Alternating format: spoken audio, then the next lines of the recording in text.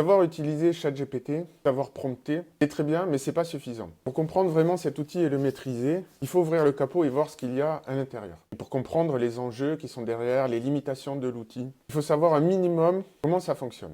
Et c'est l'objectif de cette vidéo. Je vais vous donner une compréhension, là je vais essayer, intuitive, donc sans partir dans les équations, les théories mathématiques. Je vais essayer de vous faire toucher du doigt ce qu'il y a à l'intérieur de ChatGPT. Et ce qu'on va découvrir, c'est la brique fondamentale, la brique de Lego, si vous voulez, avec laquelle quasiment tout ChatGPT est fait, c'est le perceptron. Vous allez voir, on va s'intéresser à la question finalement de comment on passe du simple au complexe, comment on fait émerger quelque chose. C'est ça qui est vraiment intéressant dans ChatGPT, c'est ce processus d'émergence, puisque on ne programme pas les IA, enfin on les fabrique avec un programme, mais ensuite on leur apprend des choses. C'est ça qui permet l'émergence de la complexité. Et non seulement c'est important de comprendre ce phénomène qui est au fondement de ChatGPT et des autres IA, mais c'est aussi fondamental pour comprendre notre époque. Et je vais vous expliquer ça grâce à cette vidéo qui est une simple analogie du transistor en mode aquatique. Je vais vous expliquer ça tout à l'heure et vous allez voir, ça va devenir plus clair. Et grâce à ce site extraordinaire,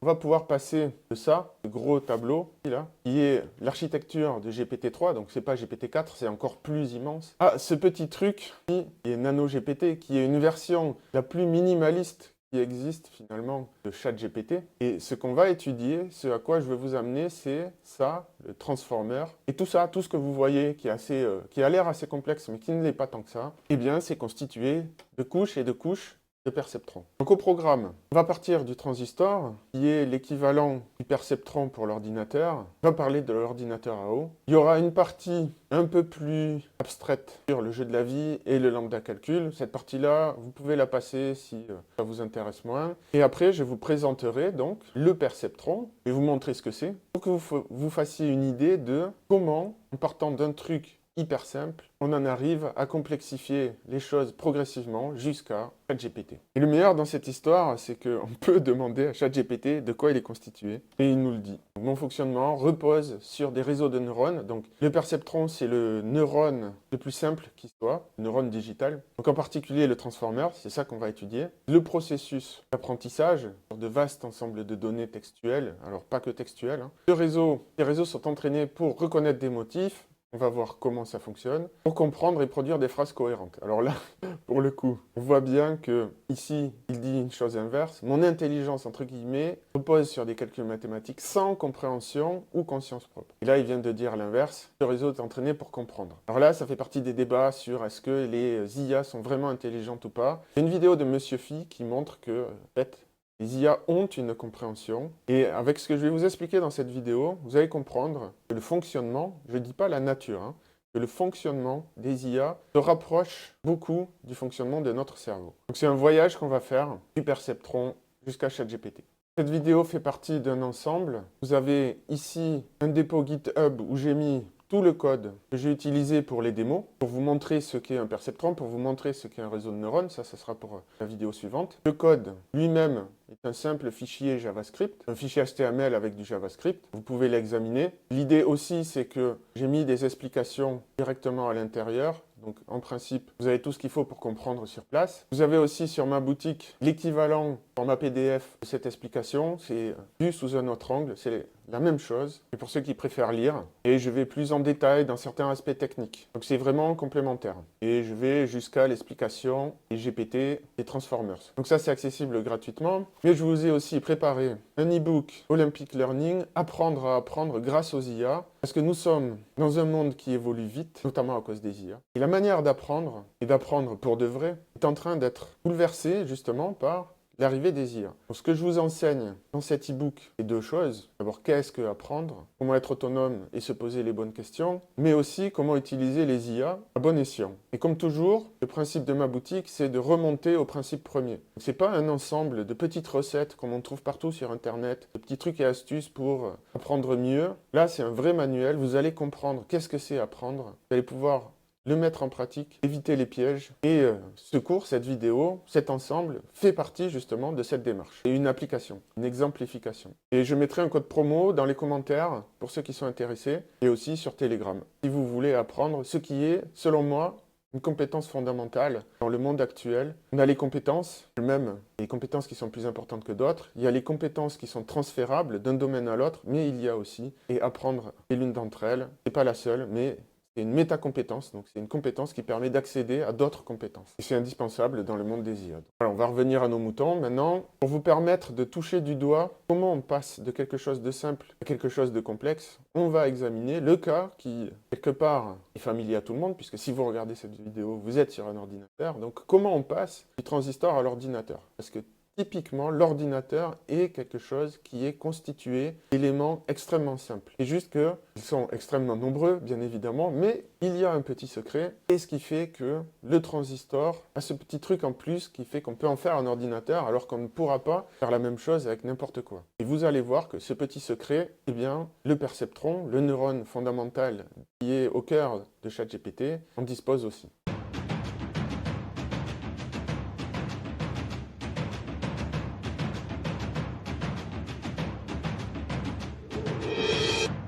Allez, allons-y. Je vais vous expliquer comment on construit un ordinateur à partir du transistor. Alors, dans l'absolu, je pourrais vous expliquer les LLM sans passer par l'analogie avec l'ordinateur. Je pourrais partir directement du perceptron et faire la construction jusqu'à ChatGPT. Et comme je vous l'ai dit, je voudrais essayer de vous donner une compréhension intuitive, donc de vous faire toucher du doigt le processus qui fait qu'on passe d'une chose extrêmement simple à quelque chose de très complexe. Et l'ordinateur est plus familier que les chatbots, par définition. De plus, je vais vous montrer aussi le petit secret qui fait que certains éléments, certains composants, plutôt que d'autres, peuvent s'assembler pour donner des structures ultra complexes. Voici une vidéo, je ne sais pas si c'est un montage ou s'il y a des montages à l'intérieur, mais qui montre l'intérieur d'une puce avec un microscope électronique. Vous allez voir, c'est assez incroyable, le niveau de zoom. Donc en fait, les transistors, vous allez voir ce que c'est petit à petit jusqu'au niveau le plus fin. Donc un ordinateur, ce n'est rien d'autre que ça, un assemblage de transistors. Et je vais vous expliquer juste après ce que c'est un transistor et vous allez comprendre. Tout ce qu'on voit là, en fait, on zoome,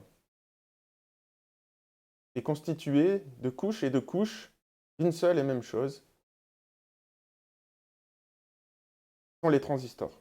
Alors je ne sais pas si on voit en dernier recours sur les transistors, je ne sais pas exactement jusqu'où va le microscope électronique, mais peu importe, c'est pour vous montrer que les choses elles sont organisées par structures successives. C'est vraiment comme ça que ça se passe dans l'ordinateur, et c'est vraiment comme ça que ça se passe aussi dans les chatbots. Même si c'est virtuel, alors que là, c'est réel.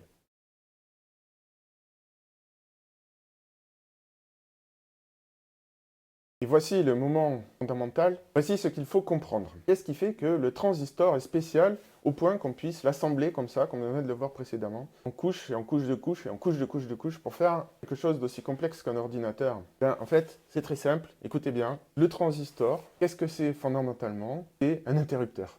C'est juste un interrupteur électrique. Aussi incroyable que ça puisse paraître, ce n'est que ça. Mais il a une particularité. C'est un interrupteur qui peut être déclenché par de l'électricité. Donc c'est un interrupteur qui peut agir sur d'autres interrupteurs. Et là, ce que je vais vous montrer, c'est une analogie faite avec de l'eau pour vous montrer comment, en fait, l'idée c'est, on pourrait parler de robinet à la place. Donc ce que je vais vous montrer, c'est comment un robinet pourrait ouvrir un autre robinet. Ou comment de l'eau pourrait ouvrir un robinet par elle-même. Regardez bien, ici l'eau, elle arrive, elle pousse là, et ça déclenche l'ouverture ici. Donc l'eau ouvre un autre robinet qui est ailleurs. Évidemment, là, dans ce petit modèle, le robinet est ouvert juste à côté, mais on pourrait l'ouvrir ailleurs, en mettant une perche un peu plus longue. Et voici une autre version, mais c'est le même principe. L'eau arrive ici, elle pousse, et elle déclenche l'ouverture du robinet ici, qui lui-même va pouvoir déclencher autre chose, qui va peut-être ramener ou retirer l'eau de son point de départ. Et bien un transistor, c'est ça. C'est un interrupteur qui peut allumer ou éteindre d'autres interrupteurs, et on fait ça en cascade. Toute l'astuce, après, c'est de savoir comment on organise ces interrupteurs. Donc on va en parler juste après. Mais avant, je veux vous convaincre que ce n'est pas qu'une simple analogie. Voici une vidéo où là, on a un ordinateur qui fonctionne avec de l'eau. Alors c'est un ordinateur extrêmement simple qui fait juste une petite addition de quelques bits. Les bits, c'est des 0 et des 1, et c'est représenté par il y a de l'eau ou il n'y a pas de l'eau. Voilà. Bon, là, il explique le principe d'une addition. On ne va pas voir tout ça, mais l'idée, là, c'est que pour faire une addition, il faut mettre, en gros, comme on l'a vu précédemment, des séries de tubes, de robinets qui ouvrent d'autres robinets, ou pas, ou qui les ferment, peu importe, avec le même principe que ce que je vous ai montré avant. Et voilà ce que ça donne. Donc ici, on met de l'eau ou on met pas de l'eau dans les tubes, et ensuite, on laisse couler l'eau et on regarde le résultat à la fin. Je vous montre ça pour que vous compreniez bien que ce n'est pas qu'une analogie, c'est vraiment comme ça que ça se passe à l'intérieur des ordinateurs.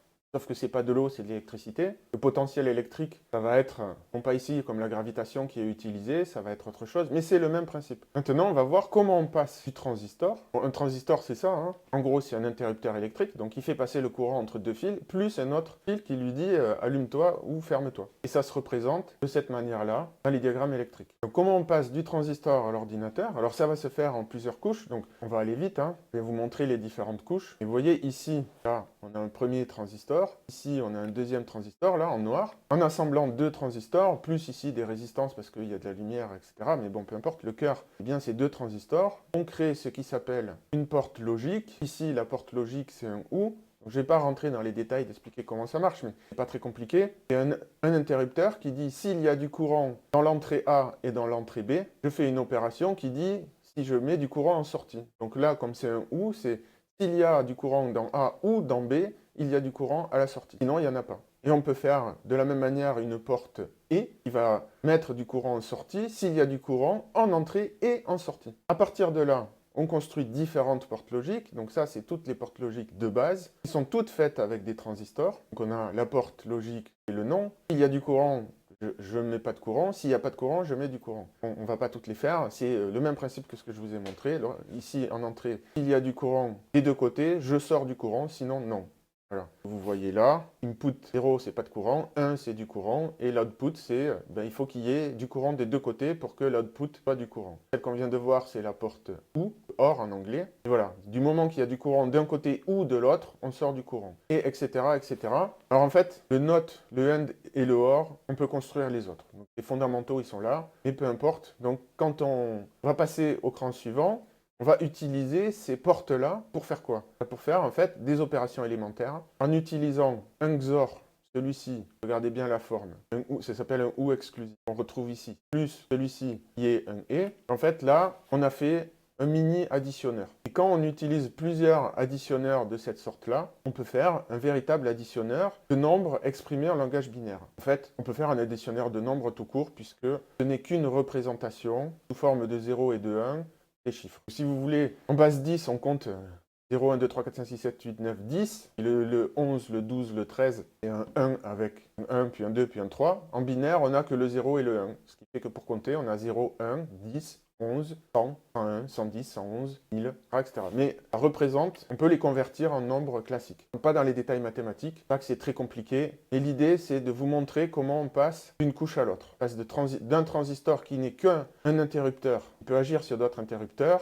on fabrique des portes logiques, on fabrique ensuite, grâce à ça, des opérateurs simples. À partir de là, on va pouvoir programmer l'ordinateur pour faire des opérations, des plus, des multiplications, etc. etc. Et l'étape suivante, c'est que plutôt que de manipuler des 0 et des 1 qui sont un peu illisibles pour nous humains, on va convertir ça dans un langage de programmation. Ici, c'est le langage de programmation assembleur. Donc là, on va bidouiller directement dans les composants mémoire de l'ordinateur. On ne pas dans les détails, ça n'a pas d'intérêt ici. Ensuite, à partir de là, il y a des couches et des couches. Bon, pas tout expliquer, ça n'a pas trop d'intérêt, mais à la fin, on en arrive à créer des langages qui sont de plus en plus abstraits au niveau, et on en arrive donc ici à du langage HTML. C'est ce que vous avez derrière vos pages web quand vous surfez sur Internet. Par exemple ici, là, ma petite démo de Perceptron. Si je fais afficher le code source de la page, qu'est-ce qu'on voit?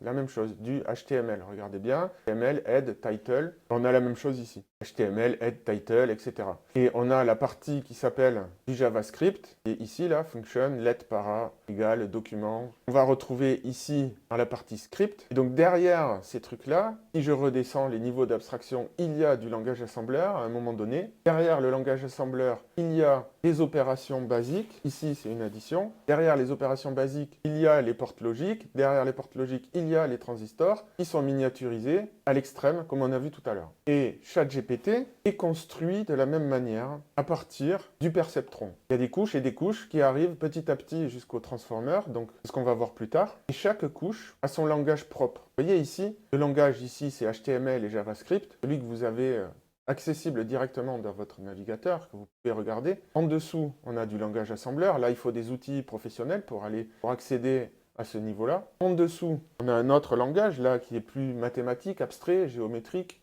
algébrique, si vous voulez, peu importe. Et c'est un langage qui permet de s'émanciper du côté, là, à l'intérieur, il y a plein de transistors. Donc on ne va pas tous les remettre à chaque fois. Et même en dessous de la porte logique, on retrouve encore un autre langage qui est le langage des circuits électriques ou électroniques. Et pourquoi je vous dis ça? Parce qu'en fait, les LLM, c'est Large Language Model. Les LLM, donc ChatGPT, sont construits de la même manière, avec différentes couches, et chaque couche a son propre langage. Par exemple, ChatGPT, il est représenté comme ça. Vous le voyez ici. Là. Et un autre langage qu'on a inventé pour représenter ce qu'il y a à l'intérieur d'un LLM. Ce qui est fabuleux, c'est que les LLM eux-mêmes sont des spécialistes, si vous voulez, des langages, de toutes sortes de langages. On peut leur apprendre le langage des circuits électroniques. On peut leur apprendre le langage des portes logiques. On peut leur apprendre le langage assembleur. On peut leur apprendre le JavaScript, le HTML, et on peut leur apprendre notre langage à nous. C'est une sorte de couteau suisse absolument universel des langages en général, et pas que pour les questions informatiques, parce que nous aussi, d'une certaine manière, nous sommes constitués un peu comme les ordinateurs. Je dis bien un peu. Nous, on est des êtres biologiques, on n'a pas été fabriqués, on a émergé. Il y a des grosses différences avec les ordinateurs. Il ne faut pas confondre ce qui se passe dans nos cellules avec des espèces de machines ultra complexes. C'est pas comme ça que ça fonctionne. Ce sont des molécules qui vibrent, qui s'assemblent, qui se reconfigurent en permanence. Donc c'est pas totalement semblable. Ceci dit, on passe des atomes aux molécules, aux macromolécules, l'ADN, les protéines, tout ça, aux organelles qui constituent l'intérieur des eucaryotes, donc des cellules. Ensuite, on passe aux cellules. Et à chaque fois, chaque niveau a son propre langage, quelque part. Ensuite, on passe des cellules aux tissus, puis des tissus aux organes, puis des organes au système, et enfin à l'organisme, nous. Puis après, on pourrait même passer encore au cran dessus avec les sociétés. Et vous allez voir, dans la suite, que ce n'est pas une simple analogie ou une simple métaphore. Il y a vraiment des grandes similitudes de fonctionnement. Donc chaque niveau a son propre langage. Par exemple, entre les cellules, eh bien, elles communiquent avec des hormones. Encore que c'est peut-être au niveau des organes. Là, je ne suis pas assez spécialiste en biologie pour dire. Et les cellules ont des signaux chimiques qui ne signifient rien pour les atomes et vice-versa. De même que nous avons notre propre langage entre nous. Là, vous êtes en train d'écouter mon langage. Il n'a rien à voir avec les signaux hormonaux entre les cellules. Et les LLM, je vous ai dit, c'est une espèce de décodeur universel de langage qu'on peut entraîner sur tous les langages. Et actuellement, il y a un LLM, ESM3 pour ceux qui veulent creuser, qui apprend à décoder l'ADN, le langage de l'ADN. Il permet donc de fabriquer des nouvelles molécules. Et ça, c'est une révolution absolument incroyable qui est en train d'être propulsée par les IA. Je ne sais pas du tout ce que ça va donner, cette histoire, mais ils ont déjà réussi à créer des nouvelles protéines qui n'existent pas dans la nature et qui peuvent fonctionner dans le vivant. Voilà, là par exemple, ils ont créé une protéine luminescente qu'ils ont trouvée avec leur LLM. C'est-à-dire, comment ça fonctionne? Une espèce de traducteur universel, les LLM. Vous dites en anglais, ou en français même d'ailleurs, je voudrais une protéine fluorescente, et en fait, il traduit en langage ADN, si vous voulez. Donc c'est de ça qu'on parle là. Et LLM et ChatGPT, c'est avec ça qu'on interagit. C'est pour ça que je voulais vous montrer comment ça se passe dans un ordinateur. Mais c'est pas tout, on retrouve ce principe d'émergence à d'autres endroits. Et alors là, cette partie-là est moins essentielle, même si, vous allez voir, on reste totalement dans le sujet des LLM, et disons que ça ne nous apportera pas forcément de compréhension supplémentaire. C'est un peu pour le plaisir de la curiosité. Donc le jeu de la vie, c'est ce truc-là, vous avez peut-être déjà vu, c'est un damier avec des cellules blanches et noires. Et dans l'absolu, vous pourriez y jouer avec un plateau de Go ou même un jeu de dames. Donc l'idée, c'est vraiment très simple. Encore une fois, on retrouve cette simplicité de laquelle émergent des choses ultra complexes. Donc on a des règles en fonction du voisinage d'une cellule. On va dire si elle vit ou si elle meurt. Donc la règle est très simple, je vous la lis. Vous pourrez mettre en pause si vous voulez réfléchir. Une cellule morte possédant exactement 3 cellules voisines vivantes devient vivante. Une cellule vivante ne possédant pas exactement 2 ou 3 cellules voisines meurt. Voilà, donc il y a 3 cellules par exemple comme ici. et ben la quatrième, elle va naître. Ou bien ici, celle que je pointe là, puisqu'elle a 3 cellules voisines qui sont vivantes et pas plus, elle va naître. Et s'il y a trop de voisines, elle meurt. Vraiment très simple comme jeu. Alors il y a des raisons pour lesquelles ces règles-là fonctionnent et pas d'autres. Je ne vais pas rentrer dans les détails, même si c'est assez intéressant à examiner. Ce que je voulais vous montrer surtout, c'est ça. En prenant en fait le jeu de la vie et en mettant des couches et des couches et des couches, on arrive en fait, donc là, vous voyez le jeu de la vie tel que je vous l'ai montré avec les règles, donc les cellules en fonction des voisins MER ou NS. Et quand on dézoome, on se rend compte que on peut les organiser de telle sorte à faire, regardez bien, en fait, un ordinateur qui va être capable ici de dessiner, regardez bien là, les points qui apparaissent. On voit des points blancs qui apparaissent petit à petit. Et c'est véritablement un programme qui trace un cercle, qui va tracer en fait un cercle et un carré. Et vraiment de l'émergence telle qu'on l'a vu précédemment avec les transistors et comme on va le voir aussi avec les perceptrons qui sont le constituant fondamental des LLM. Donc là vous voyez apparaître en fait le carré au sein du rond. C'est vraiment un ordinateur que vous voyez programmé dans le jeu de la vie. Et c'est le principe d'émergence qu'on va retrouver dans plein de domaines. Voilà. Après, je vais passer un petit peu vite dessus. Là, c'est vraiment anecdotique, mais dans Minecraft, il y a aussi des blocs. Et avec ces blocs, en fait, on peut construire un ordinateur qui va simuler un autre ordinateur. Il va simuler un Atari 2100 avec un jeu dedans. Bon, c'est un jeu qui simule un ordinateur avec des blocs comme ça, un peu comme le jeu de la vie, des blocs avec des règles en fonction de leur voisinage. Et là, en fait, bon, c'est très lent, forcément, hein, mais on voit le niveau du jeu qui est en train de se dessiner. Donc à l'intérieur de Minecraft. Un jeu à l'intérieur d'un jeu. On est dans les réalités emboîtées. Hein. Et autre cas, je fais la comparaison entre le perceptron et la pièce de Lego. Eh bien oui, en fait, ça existe aussi. On a une machine de Turing sous forme... Donc en fait, c'est un petit ordinateur.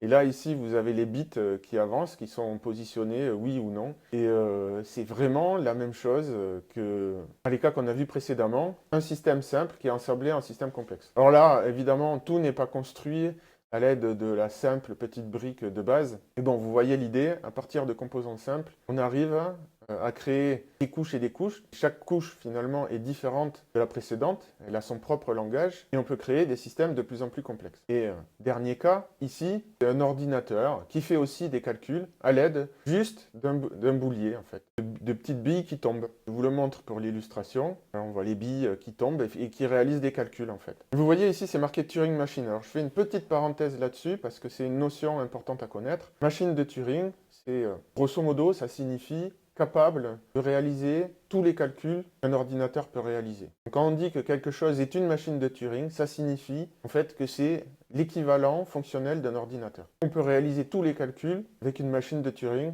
qu'on peut réaliser dans un ordinateur. Alors là, ça va être un peu plus perché, un peu plus théorique. Là, on rentre dans le domaine des maths avec le lambda calcul. Et là encore, on retrouve la même idée fondamentale. Si j'ai quelque chose qui peut agir sur la même chose, donc le robinet, l'eau qui peut agir sur les robinets et les robinets qui peuvent agir sur l'eau, on a la même chose. Ici, on a la même chose, pardon, avec le lambda calcul. Alors, c'est un formalisme mathématique qui s'explique en 3 lignes, véritablement. Hein. Il y a les variables, les applications et les abstractions. Et ça s'écrit de cette manière-là, donc avec le lambda, puis après avec des variables et des applications. Je ne vais pas rentrer dans les détails du lambda calcul. Par contre, je veux vous montrer, avec ici un langage qui a été créé pour représenter du lambda calcul. Donc tous les traits que vous voyez, en fait, c'est du lambda calcul. Donc, je vous ai dit, on fait des langages pour faire émerger des structures de plus en plus complexes. Et là, voilà comment ça marche. Voilà ce qui se passe quand on applique le lambda calcul, et là on pourrait presque voir un ordinateur qui est en train du courant électrique qui se balade dans l'ordinateur, mais là en fait c'est du lambda calcul. Donc tout ça c'est juste une représentation virtuelle de formule mathématique. Et vous voyez bien que ce n'est pas juste une analogie visuelle. Je vous ai dit que le lambda calcul était équivalent d'une machine de Turing, donc il est capable de faire tous les calculs à partir de règles super simples, un peu comme dans le jeu de la vie, où on définit juste les variables, les applications et les abstractions. Et le lambda calcul, là je fais, pour ceux qui connaissent, vous me pardonnerez, je fais une simplification, mais grosso modo, à partir du lambda calcul, on peut recréer les mathématiques. Alors ça a été tenté il y a plus d'un siècle, pas avec du lambda calcul, mais avec la théorie des ensembles. Bon, je ne rentre pas dans ces détails-là, ça s'écarte du propos de la vidéo, mais ce qui est intéressant, c'est qu'en lambda calcul, on peut démontrer que 1 plus 1 égale 2. Vous pouvez demander à ChatGPT, explique-moi comment 1 plus 1 égale 2 en lambda calcul. Et il va vous faire la démonstration. Alors ça, cette démonstration, elle existe dans le livre qui a été écrit il y a plus d'un siècle, Principia Mathematica, un livre fondamental, hein, où à l'époque, plutôt que de faire des mathématiques un peu comme ça venait, ils ont essayé de formaliser à partir de quelques axiomes fondamentaux tous les mathématiques. Et je ne sais plus, c'est page 600 et quelques, il me semble, dans le bouquin, il y a la démonstration de 1 plus 1 égale 2. Alors, elle n'est pas faite en lambda calcul, elle est faite avec la théorie des ensembles, mais la démonstration est strictement la même, en fait. Et donc, l'idée, c'est pareil, en fait. On a droit que la fonction lambda, ça s'appelle, avec les variables et leur application, donc c'est le point. On a droit qu'à ça, et à partir de là, on va définir un nouveau langage qui est plus abstrait que le précédent. Donc, on va définir le 0, le successeur, le 1, l'addition. Et là, on va aboutir au fait que, effectivement, 1 plus 1 égale 2. Si vous en doutez, vous pouvez aller sur Claude ou ChatGPT et lui demander la démonstration, il vous la refera, sinon vous mettez en pause et vous lisez. Bon, si vous n'êtes pas familier avec ça, c'est du charabia. Hein. Donc le lambda calcul, simple curiosité d'après vous? Ou est-ce qu'il y a quelque chose, petit secret encore plus derrière à découvrir? Je vais vous montrer ça. Vous voyez ça? Y combinator. Vous voyez ici, c'est Sam Altman. Y combinator, en fait, c'est une référence directe au lambda calcul. Le combinateur Y est un opérateur en lambda calcul qui signifie l'opération, une fonction qui agit sur une autre fonction. Pourquoi ils ont choisi ce symbole-là? Il y a au moins 2 raisons. C'est que c'est un incubateur de start-up. Donc en fait, c'est une start-up dont le rôle est de faire émerger d'autres start-up. D'où le côté fonction qui agit sur d'autres fonctions. Mais en plus, le fait de faire référence au lambda calcul, c'est une référence aux mathématiques qui sont derrière et donc s'adresse quand même à des gens d'un certain niveau. On n'apprend pas ça au collège. Il y a un côté élitiste qui s'exprime, mais aussi et les racines de l'intelligence artificielle. Il y a des liens entre le lambda calcul et l'intelligence artificielle. Bon, tout ça a été théorisé par des mathématiciens au départ. Et donc là, vous voyez Sam Altman, il a été président de Y Combinator pendant un temps, ou en tout cas, il a été directeur, je ne sais plus exactement. Et, comme vous le savez, il est le président de ChatGPT. Et ce n'est pas un hasard. Ce que je vous ai expliqué sur le transistor, qui est un interrupteur qui agit sur un interrupteur, comme un robinet qui ouvrirait d'autres robinets, Y Combinator, c'est l'équivalent en mathématiques de ça.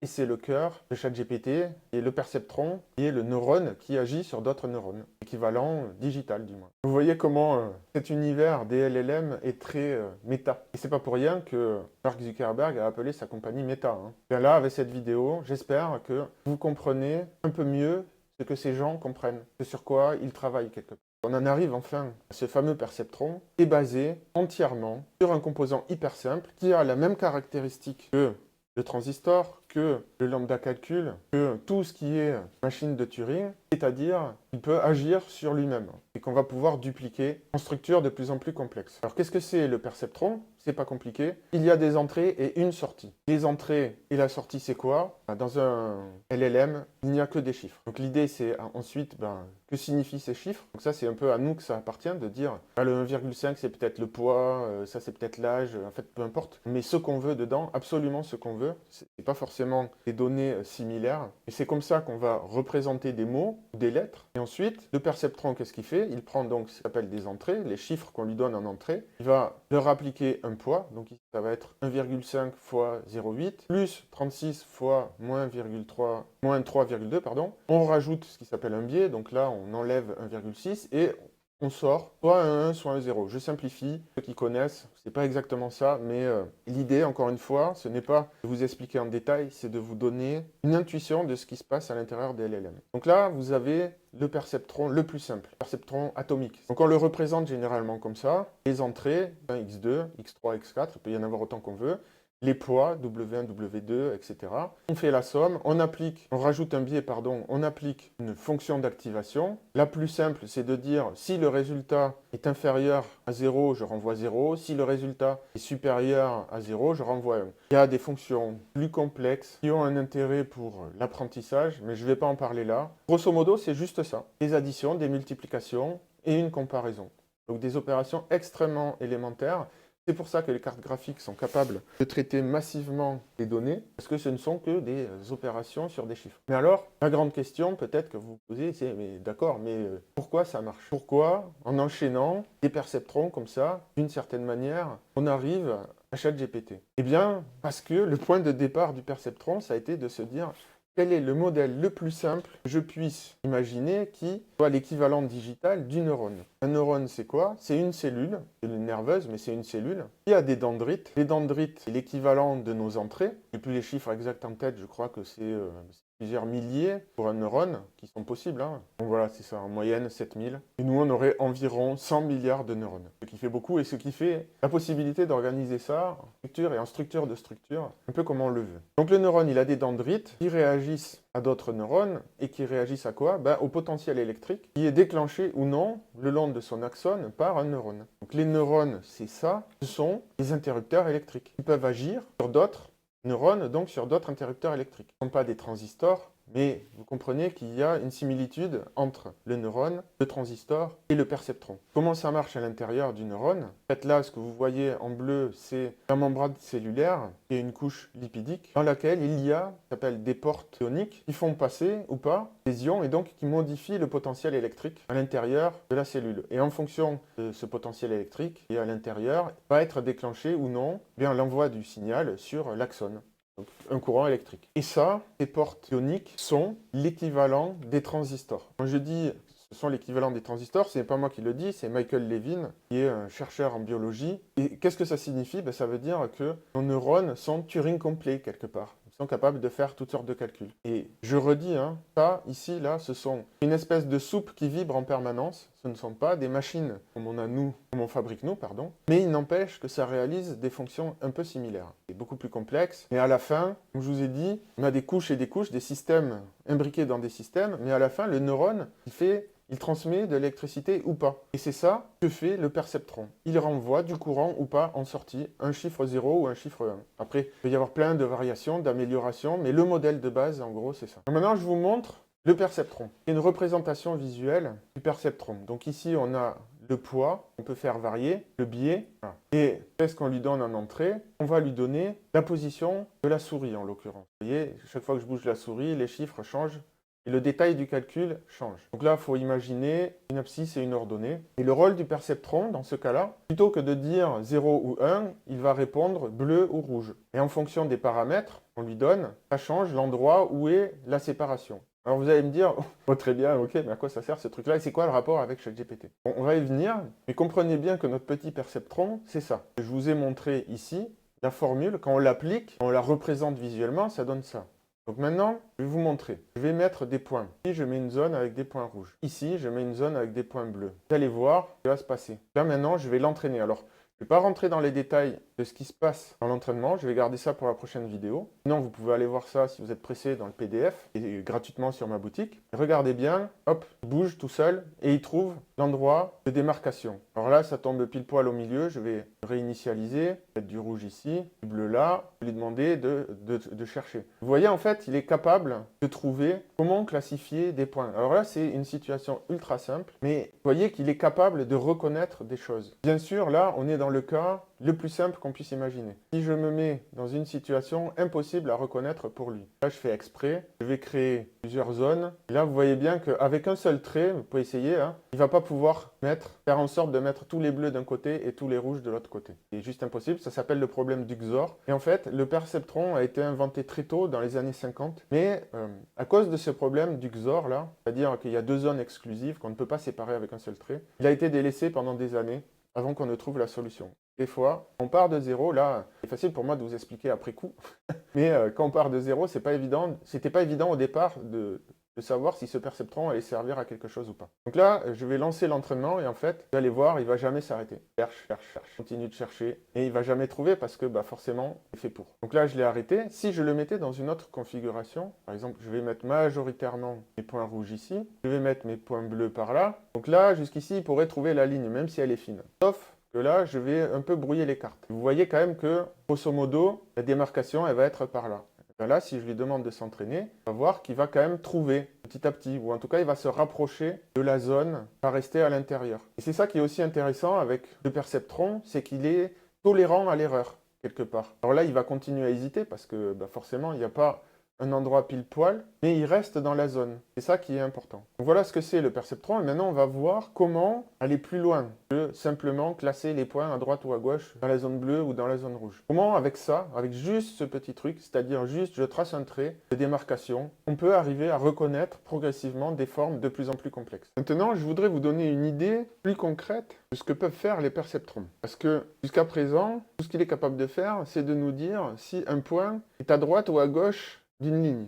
Vous allez me dire, avec ça, on ne va pas aller bien loin. Eh bien, détemprez-vous. Je vais vous montrer que, avec cette simple fonctionnalité, en la combinant, on peut faire beaucoup de choses. Donc là, avec un perceptron, on est capable de dire si je suis au-dessus ou en dessous. Maintenant, si je rajoute un deuxième perceptron, on va être capable de situer un point, de savoir s'il est à droite ou à gauche des deux lignes. Alors, continuons. Vous allez voir. Voilà.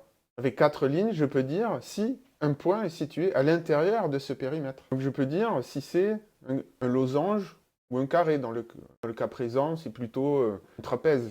Peu importe, ça va dépendre comment je vais placer les points de mon perceptron. Donc déjà, rien que là, avec 4 perceptrons, on a progressé. Et disons qu'on va en mettre 8, une taille un petit peu différente. Et là, cette fois-ci, je peux utiliser mon perceptron pour dire je suis à l'intérieur de celui qui est en bleu et à l'extérieur de celui qui est en rouge. Donc je peux dire que je suis sur le périmètre. Tout dépend après comment je vais fixer mes lignes, faire aussi fin que je veux. Donc je peux déterminer une forme. Et en fait, de cette manière-là, petit à petit, on peut faire reconnaître à nos perceptrons tout ce qu'on veut. Alors il faut bien comprendre que les perceptrons n'ont pas que 2 entrées. Ils peuvent en avoir autant qu'on le souhaite. La différence, c'est que là, ici, un perceptron à 2 entrées est capable donc de séparer ce qui est à droite et ce qui est à gauche dans un plan le long d'une ligne. Avec un perceptron à 3 entrées, on pourrait séparer des points dans un espace, 3 dimensions, donc avec un plan. Et à chaque fois qu'on rajoute une entrée, on rajoute une dimension. Et en plus, dans le cas présent, on a utilisé une fonction d'activation la plus simple possible qui est est-ce que je dépasse un seuil? Mais on pourrait faire plus élaboré que ça. Mais c'est pour vous donner une intuition de ce qui se passe, de comment on arrive à faire en sorte qu'avec des empilements de perceptrons, petit à petit, on construit un système qui peut reconnaître des choses de plus en plus complexes, y compris des choses abstraites et des lettres. On le verra dans les prochains tutoriaux. Et ça nous donne aussi une idée de ce qui se passe dans notre cerveau. En fait, c'est un mécanisme similaire qui est utilisé, sachant que en moyenne, chaque neurone a à peu près 7000 dendrites. Donc si vous voulez, 7000 poids ici, en moyenne. Donc ils peuvent classifier énormément de choses. C'est pour ça que comprendre ce petit perceptron et ses possibilités est très important. Il a été inventé en 1957 par le professeur Rosenblatt. Donc il ne date pas d'hier, c'est avec le temps que son potentiel est révélé petit à petit. Et le plus beau, c'est que tout cet exemple a été généré par Claude. C'est une IA qui a généré le code qui permet de comprendre, jouer et découvrir ce qu'est le perceptron et qui me permet de vous l'expliquer. Voilà, donc je reviens à notre point de départ. Je vous ai expliqué la première étape, le perceptron, qu'est-ce que c'est? Pourquoi une chose aussi simple peut-elle être aussi puissante à partir du moment où elle est organisée en structure, elle-même organisée en structure et encore en autre structure. Je vous l'ai montré avec l'ordinateur, je vous ai montré que c'était la même chose dans la biologie, je vous ai montré qu'à chaque fois il y avait quelque sorte un langage adapté à chaque niveau de structure et que ChatGPT lui-même était construit de cette manière-là. Donc dans les prochaines vidéos, c'est ce qu'on va voir, comment on passe, comment on architecture nos perceptrons pour progressivement arriver à construire le Transformers qui est lui-même la brique de base de ChatGPT, qui est un ensemble un très grand nombre de Transformers. J'espère que ça vous aura plu. J'ai fait les ponts avec la biologie et d'autres domaines. Si ça vous intéresse, abonnez-vous, likez pour me récompenser. Si vous avez des questions en commentaire, n'hésitez pas.